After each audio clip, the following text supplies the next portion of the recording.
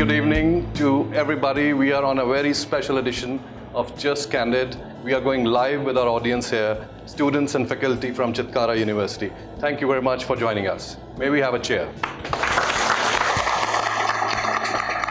Well, with us today, we have two amazing personalities who had a heart, who had the guts to take on the initiative to uncover the archaeological and the forgotten, I would say, archaeological marvels of our country. Thank you very much. So my first question is to our first guest on my right is Ms. Victoria Lautman. Victoria, what made you come to India and uncover these archaeological marvels of our country? Okay, first I want to say what made me come to your wonderful university, and that is Kiran Joshi. I want to thank her for inviting me. She fought for me to come here, and so I came here. But I came to India the first time 30 years ago because I was all of a sudden desperate to come overnight. And it was on that trip that I first saw a stepwell. And it stayed in my head for so long, festering, and I kept coming back to India all the time, but I never got to explore these stepwells again until about 6 years ago. And then I started looking at some. I was going to write a story about them. I saw some in Delhi, and then I went to Nimrana, and I don't know if this has ever happened to you, never happened to me, but I fell in love like immediately, like love at first sight, only was with the stepwell. And it was like, boom, and suddenly I had to go and see every stepwell I could. Does that answer your question? That absolutely answers. We will definitely look forward to have more answers from you. Let me ask Bhavita. Bhavita, so you've been behind the camera, and how does it feel to come on camera and talk about your passion and your discoveries? Let me be very candid, I'm nervous. This is the first time I'm facing the camera. But it feels good. That's what so you stepped well into, restoring the stepwells. I'm still taking steps. But how was the experience restoring the stepwells? Has it been very challenging? Restoring, I won't claim that I am restoring. I'm photographing the stepwells. And challenging, no, it's very overwhelming. Challenging in the sense when I'm traveling alone to remote areas, that is when the challenge comes. Because people, for me, if everybody understands Hindi, बहुत लोग बोलते हैं ये बावड़ी ढूंढते ढूंढते बावड़ी हो गई.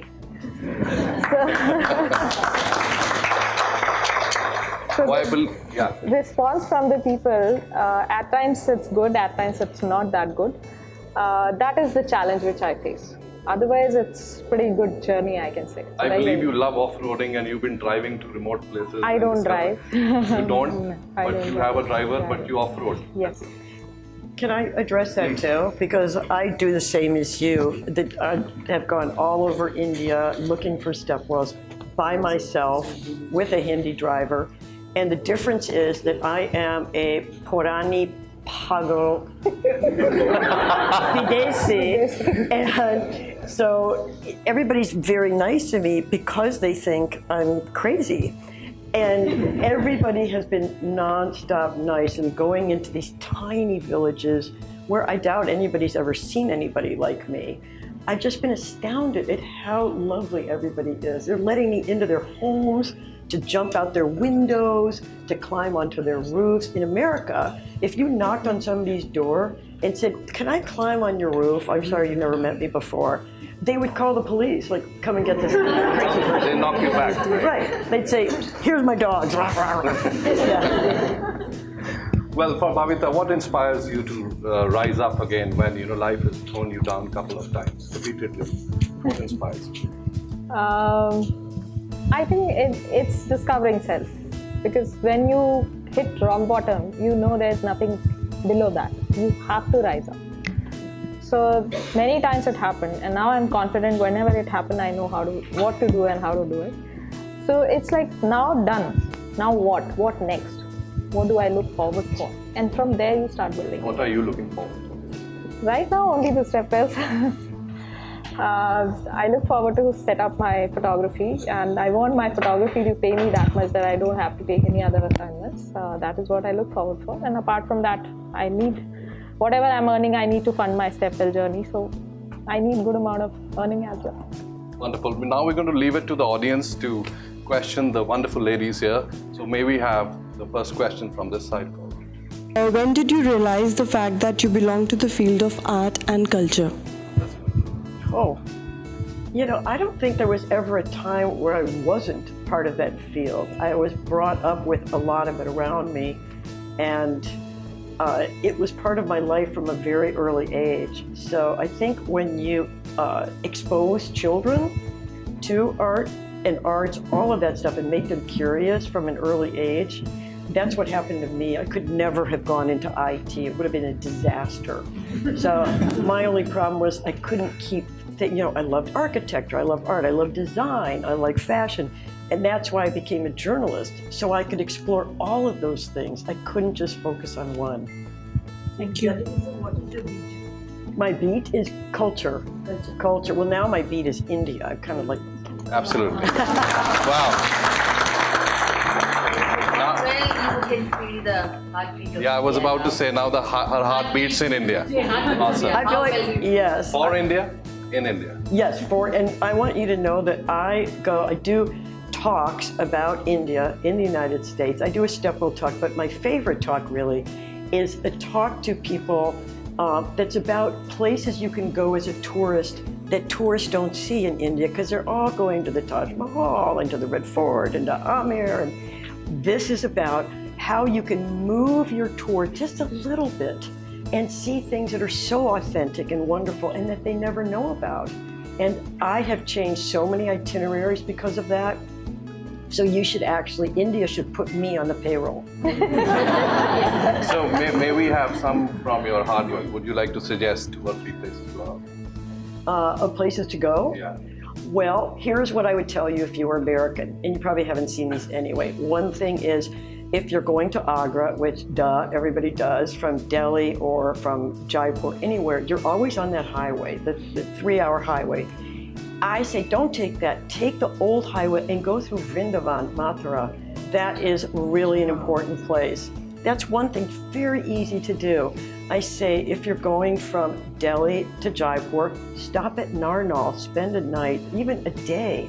Fabulous. Go a little further, go to Shekhawati. You'll see Havelis that you won't see anywhere else.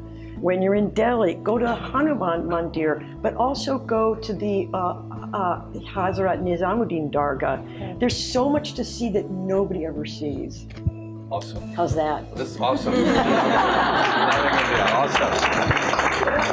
For me, the best part of the communication is that she is doing the words of our city so accurately. Absolutely. I'm feeling complex. Yeah. Oh, मेरा हिंदी खराब है. थोड़ी हिंदी. नहीं, बहुत अच्छा है. बहुत अच्छा है. धन्यवाद. Now you have to see the movie Padmavat. It hasn't come out yet. I want to see it. Yeah, we're all going tomorrow. You can join us. Are you? Yeah. But no, because it's in Hindi. But it's not in America yet. But I've seen many Hindi movies, and every Saturday for the last 6 years, I've been taking Bollywood dance. I know all the moves, girls. And I went at Diwali. I'm the one that's always on the dance floor. Watch this. I'm a daisy at heart. Ms. Victoria, when you started this journey, did you ever think you would end up writing this book? No, I cannot believe I've written this book. 30 years ago when I saw that first stepwell, if I jumped forward, I didn't even imagine I'd ever be this embedded in India. But 6 years ago, I was just clicking these stupid pictures. I wasn't paying attention. And now I have a book from these pictures that, well, here's a real photographer. I'm taking with this stupid camera, it's really cheap, set on automatic. And they're in a book. And I feel like now kind of my life's work in a way is over, because now it's all up to you. Not this pagal, videsi, purani. It's up to you guys Bowli. now. Bowli. I know a Bowli, I've heard. Yeah. Well, moving on to the question from the students on the left or the right. So who's going to ask the first question? Be a little louder, please. And for whom? It's her turn. My question is for Ms. Bhavika ma'am. Ma'am, when I was on a tour to Narnaul, and I was in the Mukanpura Bauli, and there I met a 105-year-old man who said to me, यहाँ पे सब आते जाते हैं, but करता कुछ कोई नहीं है. So my question is for you both, I guess. So according to you, ma'am, what is the future of these astonishing structures? So his question is just for you, Victoria. I'm just sharing this question for you as well. Okay. She's going to answer first. You first. He met a 105-year-old man, and he mentioned to him that a lot of people come and go, but very few think about the place and do something. Okay, I don't know if anybody is going to do other than us. The first thing is to generate the awareness, which is now happening. Many people don't even know what Baudi is. My kids have never seen this particular structure a few years back. So now they are realizing it, that some structure is there which is now not taken care of. It's going off the history books. So we need to do it. Awareness needs to happen. Restoration will come later.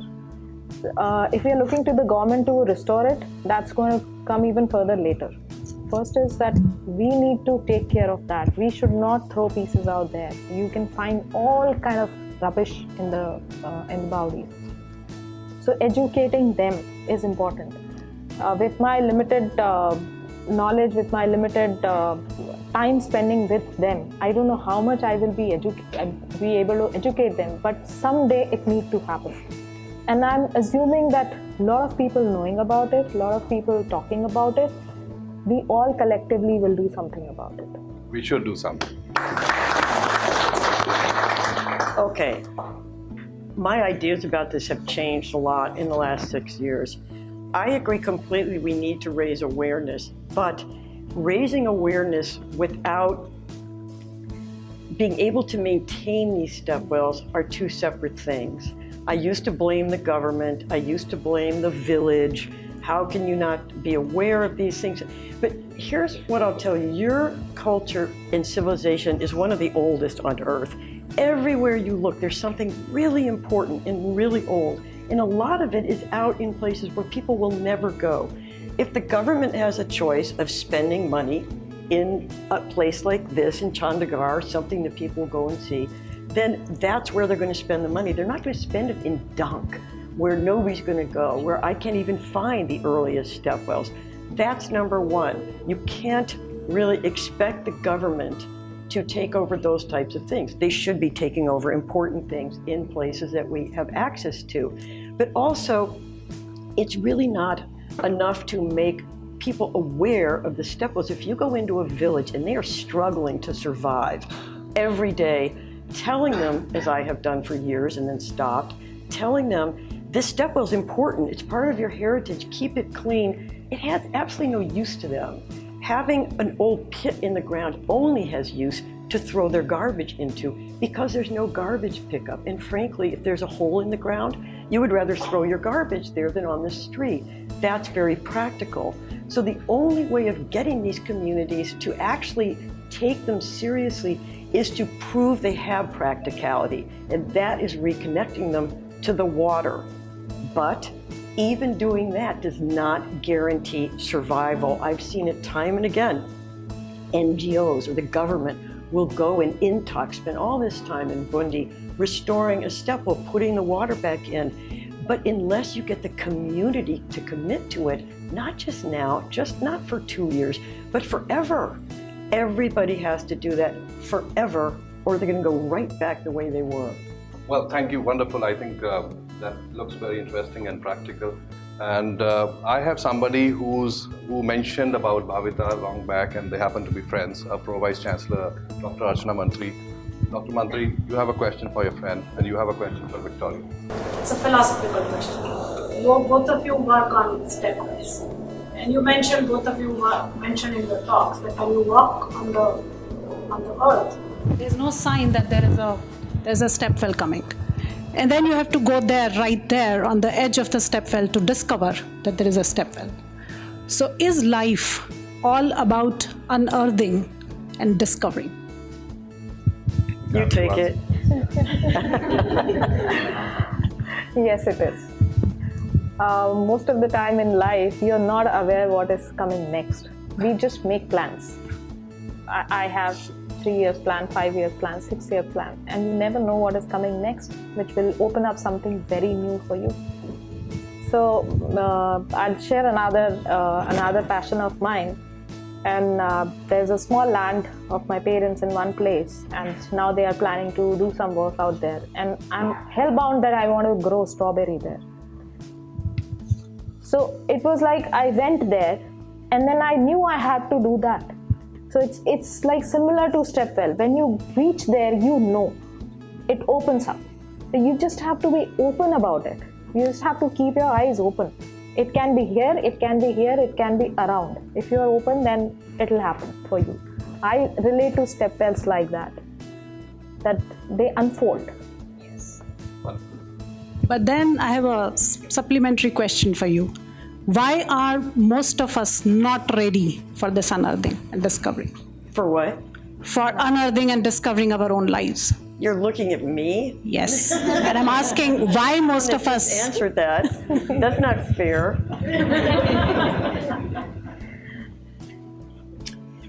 That is such a tough question, and it's a generalization. For instance, I don't have a 5-year plan. People used to ask me that when I went to job interviews.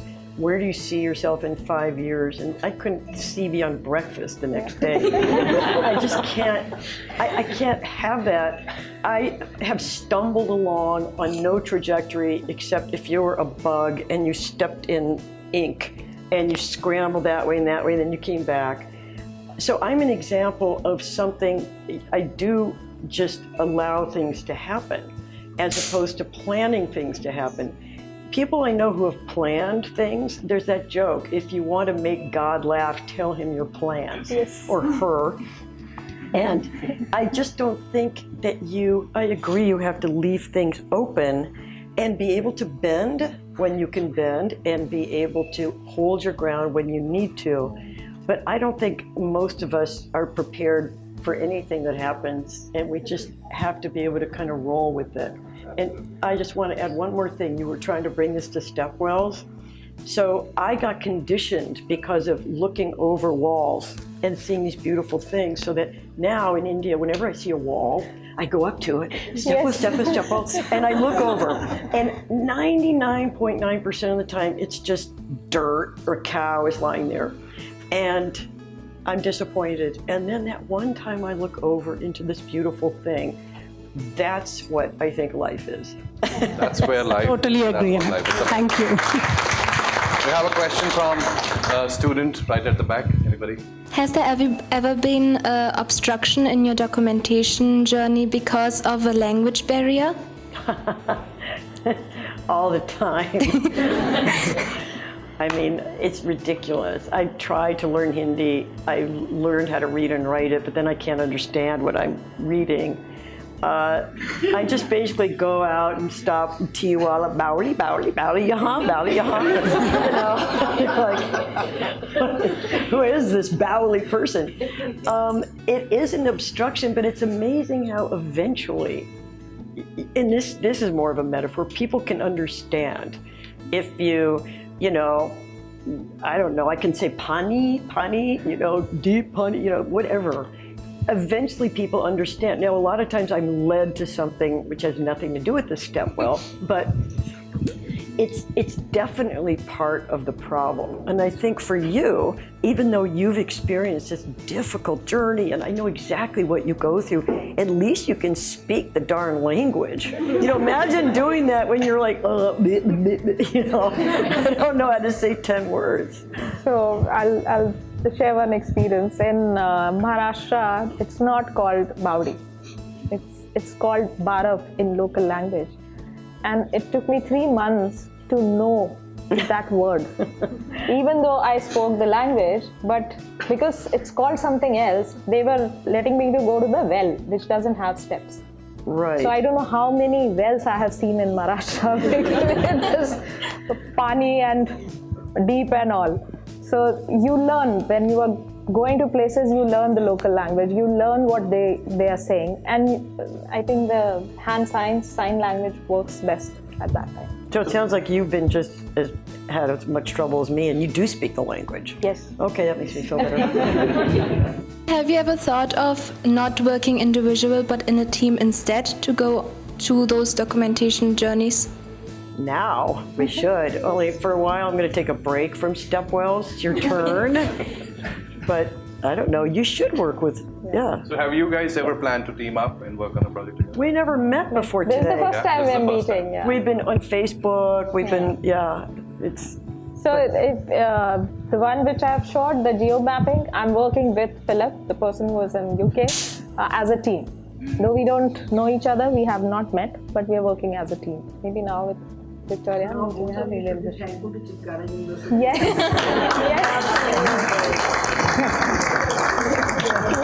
Divided by countries, divided by Chitkara. Chitkara. Divided by Chitkara. Wonderful, wonderful. Divided by countries and united by Chitkara University. That's Awesome. very We good. can have another chair for that. Well, on the unity part, and now I have a question for you. What is the scope of young, struggling people who are looking for jobs in the field, what you have ventured into? In photography? In photography and the stepwell, a particular genre. Stepwells, Or restoring the archaeological marvels of our country. I don't think we can as an individual can restore the stepwells. We can clean them. We cannot restore them because there's a lot of... The scope for employment? I have no clue about that. Sure. I have no clue about that. But photography, I can tell that there is a scope, for sure. There is a competition as well because with a DSLR camera coming handy, everybody is a photographer. Me too. So it's Great. a good amount of competition. Awesome. So we'll have a question from the audience. Okay, sir, please. I'm also on a similar line of track of the work you are doing. Actually, I'm mapping heritage structures in Punjab, all over Punjab. Not just the Baolis, but each and every heritage structure which is not protected and which is not recognized yet. So I would like to know that what was the criteria which made you decide and how you mapped on the Google Earth or any other software you were using. Like I'm using Google Earth and I've similarly pin marked the locations on the Google Earth. But I saw your website. In Punjab, there are hardly any pin marks. Yeah. So I would love to contribute to your work as usual. Wonderful. And not only with Baolis but with other things also. So the site which I You're have the shown... teammate. There you go. We can work as a group. So the site which I showed is only for step wells and step cones, basically, which has a well somewhere in between or maybe on the side. So you can contribute. It's an open site. You can log in there and you can start contributing. Yeah, actually, I have some step wells in mind in Punjab and some other structures also. So I would like to know that what was the technique you followed? Like I used just the Google Earth or some verbal information from others, or just by recognizing it from the aerial view. And what was the other ways? That's what I do. Okay, so I'm on the right track. So. Google Earth, Bing Map, All right. Internet, personal blogs people put. For me, the water portal, Okay. Intact site, or few of the NGOs who are working in that. At Fine. times it comes in news also. So you just sit on the Google search, Baudi, Bauli, Barav, all those words, wow. All right. Gujarat, it is called wow. So you just start searching that and you end up finding a new one. Thank you so Otherwise, much. Google Earth is my bread and butter for, I can say, whole day, whole night I'm on Google Earth. Like after meeting you today, I feel like my work won't go to waste. It was just an obsession. Thank you. Can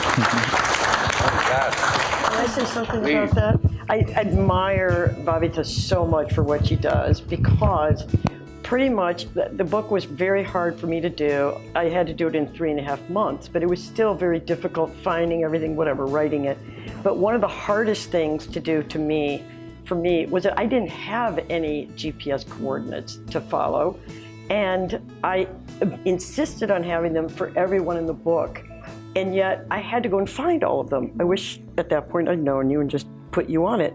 And I could find a bunch of them, but Google Earth is just maddening. I don't know if you've tried it, but I would spend hours and hours looking for something. I know it's there. I went there. Where is it?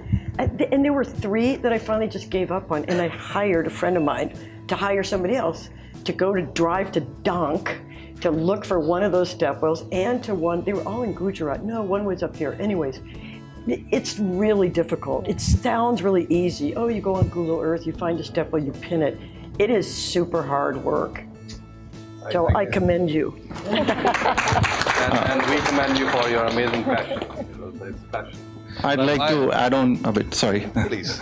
Like even I am working on this thing of identifying heritage structures, and fortunately I've been able to identify 300 plus structures in Punjab only. And I'd like to say this to the students also, that there's not enough money in the world to preserve every structure we have. But the only way you can preserve it is in the photographs or in the books. So it's this stage, you can document it or you can click a picture, and that's the only way to save the history. Yeah, that's Thank a you. beautiful suggestion. Let us have a question from somebody who's made this event happen. Dr. Kiran Joshi. I only have a comment. Much of it may be like Victoria says that she was brought up in an art and culture environment. My father was a historian who wanted to be an archaeologist but couldn't because of the partition and all these things that happened. And out of all the children that he had, there were 4 of us. I was the one who would fall in with his plans. So I remember every Sunday, and that time he had a Vespa, because he would take me to all the historic places in and around Delhi. So Tughlaqabad, Qutub Minar, even these were really out of the places those times. But I think maybe I caught my history bug from there. And like everyone knows, the moment I see a historic building, something happens to me. So it's not that I'm a bad architect. I was very good in design. I still can. But then there is a lot to learn from historic places. Absolutely. And this is something I never tire of saying, that the way history of architecture is taught in the schools, I didn't do it that way, like my students would know. It's all wrong. It's not about dimensions. It's not about periods. It's about the way the people lived. And almost we can draw lessons from every historic building that we look at. We are talking about theory of design, the system of proportions, the color sense, the form, scale, and whatever we talk about. There is not a single historic building. There's not even a single topic from which you cannot find inspiration from the historic places. These step wells are nothing but a system of water supply that was adopted in those days. So if you start looking at things, at step wells from the angle that how did these people live? Having water is an essential thing. So either we had cities which were built along the rivers, but areas where step wells are found are the driest areas in this part of in this country. So how did those people survive? We are talking about how people survive, how they lived in igloos and whatnot. But unfortunately, we are not talking about our own culture. Why? Primarily because there is no documentation and there is no literature. So a long time ago, when I think I started teaching history, and then I would find that I don't have any literature on which I can base my studies, I would go around, there was no Google Earth. There was no Google, there was no nothing those days. So that is when I also had my love of books, maybe I would look at a small sketch, a small photograph from somewhere, and then try and glean principles of design or whatever I was trying to talk about. That's awesome. That's awesome. Look forward to have more of your experience for the students.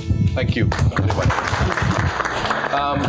Before we come to the question from the faculty, Victoria shared with me that she's making a documentary on her works. No, I want to.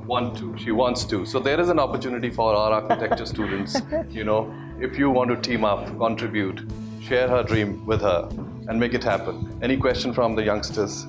Victoria ma'am, do you agree with the fact that art and culture are at a decline in this country? In India, I don't think India is no different from any other country. I do, and I think your generation is completely responsible for it because you're always on your cell phones and on computers, and I part of the generation that spanned the no computers, no cell phone to computers and cell phones. My son happens to be in the digital art field and has managed to find a way of being an artist but doing something that is digital. It's very hard to find one of those niches. I raised him to go to theater and everything, to museums, all of that stuff. But I think it's very, very hard to continue that, even him, because there's so many distractions now. Those didn't used to be distractions for us. And so we did read, we did go to museums, all the things that I think are, yes, I do think they're on the way, no matter what we can do. If you look at what's not just India, it's everywhere. In America, all of our operas are closing, our symphonies are closing, museums are losing memberships. And yeah, I think it's a very sad thing. One more thing I'll say, and I tell my son this, he's 23, so you're all roughly in the same age bracket, is that, and this is very romantic, but we grew up in an era of letters, where we would write letters to each other. And I saved love letters, crushes from my high school years. I just went through them all.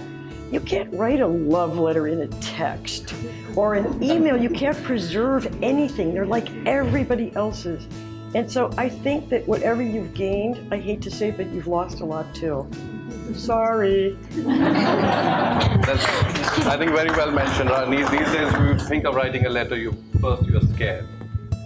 So that the fear grips you, that why should I write a letter? Right, well, my son can barely hold a pen, and he had to call me to find out where to get a stamp. So, it's embarrassing. Amazing. Well, we hope the romantic days and love letter days come back soon. We have a question from Dr. Neha, please. So, it seems quite fascinating that people are so passionate about this Bhavlis and all that. So, I just wanted to know why stepwells? So, how this journey started, and yes, how come only stepwells? Why not? So, so what makes you passionate about this thing?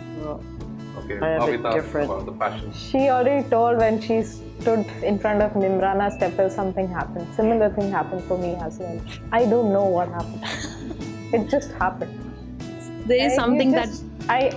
with your age, you may know that falling in love, you do not plan that. It just happened. Fortunately for me, it was with stepwells. That's great. Well, we are very happy that it was fortunate. Thank you. You won't be disappointed at all. I think I have a more specific thing than that. Yes, you know, there was a moment where I sort of went from crush to love. We seem to be talking about love here today. It's so cute. I mean, Wow. love for a building. But to me, first of all, the idea that there are these magnificent things, ancient things, that nobody knows about, that were so important culturally, historically, architecturally. I'll never come up with a topic this fascinating again that hits on all of those cylinders. We can't think of something. What is so old, so beautiful, so important, yet the world has no idea? So to me, that discovery felt really lucky to me. Like, thank you. Why am I the one who stumbled in? I mean, there's a million people who love stepwells. It's not just us. There's a ton of people. Other people have written books too. But we're the ones who are trying to promote it to the world. That to me was lucky. It's a lucky thing. But I have to say that when I go and see, people say, which are your top 5 stepwells? And I always say, well, it's like you choose your favorite kitty. You can't do it. But to me, the ones that I almost always feel the most for are the ones that are most unloved. There's love again. They're falling apart. They're derelict. They've got trash. Nobody cares about them. But maybe it's from the 12th century or the 16th century. And one in the past, these were so important. They were so beautiful. And I think of, okay, what about an aging star, a movie star who suddenly, she's forgotten, she doesn't look so great, her hair's so bad, her makeup's off. I feel like I'm paying homage to them in a way. It's like, I see you, you're not dead yet, I'm here to look at you. So. Awesome. She looks life into anything. Stepwells personified. Stepwells personified. We can have another question. Anybody from this side? Yeah, Dr. Adarsh has a question. You face many challenges, both of you, during this journey. Being a woman, going to the this kind of terrains, becoming more challenged. So, what keep you motivating? To keep on your passion, keep on going, sustaining your passion. What motivates you, both of you? More challenging, more motivating. So sometimes you really feel that, oh, where I have got stuck, you know. It gives you energy to do it more. You're stopping me, I'll do it more. You're stopping me, I'll do it more. What was the question? Is like, what keeps you going? What keeps you going, helps you sustain, keep pursuing. Yeah, I think when you have a passion, until it runs out, you just keep doing it. I often ask myself, as I was crawling along the edge of something, looking down, 4 stories, could kill myself, could hurt myself, could break something, which I did, with bats around me, with a snake running by, a mongoose jumping at me. I was asking myself, why am I doing this? There's nobody making me do this. I can stop anytime. And yet I couldn't stop. It's like an addiction. And I have to say that the book, in a way now, I feel like, okay, now I've released it. And I don't feel that hysteria anymore to go and see every single one that I did. And I'm glad, because I was in a couple just earlier this week in Jodhpur and outside of Jaipur. And if this were last year, I would have been crawling on the ledge. I would have been on my belly going, oh God, like with my camera, very scared of heights. And I just thought, no, I don't have to do that anymore. And so obviously my passion has dissipated, but I will always be, they'll always be my first love. Good. So we shall have one last question. Okay. We can have 2, you and her. Okay. My question is to Mrs. Victoria. Sorry. What kind of response that you are getting from your native land? My native land? Yeah. That has the stupidest president. About this publication and about research of... My Bev Kuf Pago president. It's interesting. Here, it's incredible. I came to India and I'm treated like this rock star, and it's just wonderful. I mean, I've never felt like this in my life. In America, because they have no idea what a stepwell is, so it's a real hard sell. Here, obviously, it's your culture, and there's a lot of reasons why people are interested. In America, it's been a really hard sell. I call universities, I've called newspapers, I've tried to get stuff out there, and I've had a hard time with it. I mean, when I go and do lectures, people are fascinated, but I haven't been able to get the kind of attention that I would have liked, and I'm hoping I'll still get it. So, it's too bad. But again, it's your culture, it's not my culture, and my culture can be stupid. We look forward to see you more here. You're not done with me yet, exactly. Last question, please. Okay, before asking the question, I would like to thank both of you, Bhavita ma'am and Victoria ma'am, for bringing our attention towards such an important topic, and I would rather say forgotten structure. Thank you so much, ma'am. We are immensely motivated. Now, my question is for Victoria ma'am. You just said that writing a book was really a hard thing for you. So what actually made you write a book? I mean, what was the intent behind that? And what do you think you thought what to achieve after doing that? And have you really achieved that? Well, I wrote the book only because I thought it was the only way to actually spread awareness. I wasn't doing it like through articles and everything that I was trying. I thought, if I write a book, that's something which can actually spread the word, which it has done. Look at us. I didn't have any dream, like even when I wrote the book, if you'd said, yeah, and they're going to be talking to all these smart students and wonderful people in Chandigarh, I didn't have any sense of that. So I'm very happy with that outcome. I'm not done yet with it. I want to still help raise awareness. Now, I will say one thing, and that is, it's not even the place really to do it, but I thought that my book was very important to be sold in India. When I made the arrangement with this publisher and he created a beautiful book, I said, we should do an Indian edition. It's, Bahut Mahenge, the one I've got, and let's do a smaller paperback edition so students can take it with them. And he has made the book so difficult to get in India that I'm having this big fight with them. He just can't distribute it here. He doesn't care about it. And I'm going crazy. So part of the thing that I wanted most, which was to have the book here in India. I was at the Literature Festival last week, talking to a huge group like you, 300 people. No books were available there. That has made me really upset. And so I'm asking people to email him and drive him insane, saying, where can we get the book? Because I think it was a hard time getting it here too. So anyway, I'm still trying, and it's to get the word out. Thank you, ma'am. Definitely. I hope it spreads viral and we have more fans to add to your work. Well, it has been such a pleasure to host this program. All thanks to the architecture department, our wonderful university, Chitkara University. I feel we all look forward to make this world a better place.